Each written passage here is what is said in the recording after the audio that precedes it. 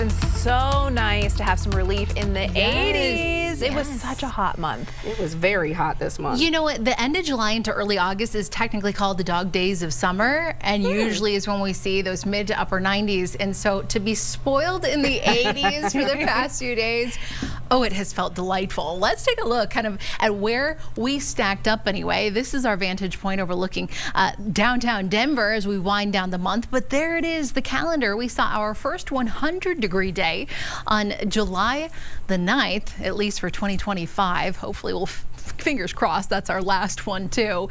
It has been hot as we have seen several 90+ degree days, but this past week has been delightful, at least the past couple of days anyway. 86 officially out at the airport. We're in the lower 80s off to the northeastern plains, more 70s and 80s up into the mountains as well. The thing is, heading into the next couple of days, the heat makes a comeback and the wildfire smoke.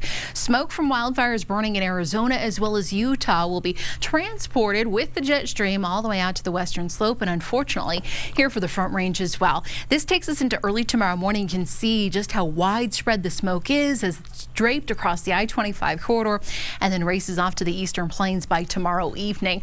I would say the smoke is going to be the name of the game for us heading into the weekend, and some pretty poor air quality out there. We have an ozone action day in effect. If you have respiratory issues, heart disease, just limit your time outdoors. Visibility will be poor for the next couple of days as we're anticipating that thick, dense smoke really to settle in down here to the surface. This is our vantage point downtown Denver, looking off to the west where we still have a couple of thunderstorms out there. They have been most widespread up through the high country, but a couple of severe cells now starting to pop up in Weld County. This severe thunderstorm warning will last us another about 15 minutes until 5:30. We have seen some reports of quarter-size hail within that cell, and then this one impacting I-80 into northern Colorado out there in Weld County as well, about a $0.5 size hail. Some scattered showers remain further to the south in Douglas County around the Palmer Divide, just light rain for now.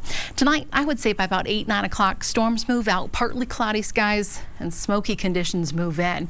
Temperatures will drop into the 30s and 40s up in the mountains, but 50s and 60s for most of eastern Colorado. Looking at the futurecast, 6 p.m., most of the action shifting east. 10 o'clock, still some late night rumblers onto the eastern plains. Clearing early tomorrow morning. It should be a dry but hazy, smoky start to the day. And then by the afternoon, cloud cover, couple of isolated showers, thunderstorms. Doesn't look nearly as widespread as what we're dealing with today. And then some stronger cells expected off to the eastern side of the state later tomorrow afternoon. Once again, a marginal threat for seeing severe storms up and down I-25 and then off to the eastern side of Colorado. Your hour-by-hour forecast as we kick off August. Temperatures staying in the 80s, below average at least for one more day.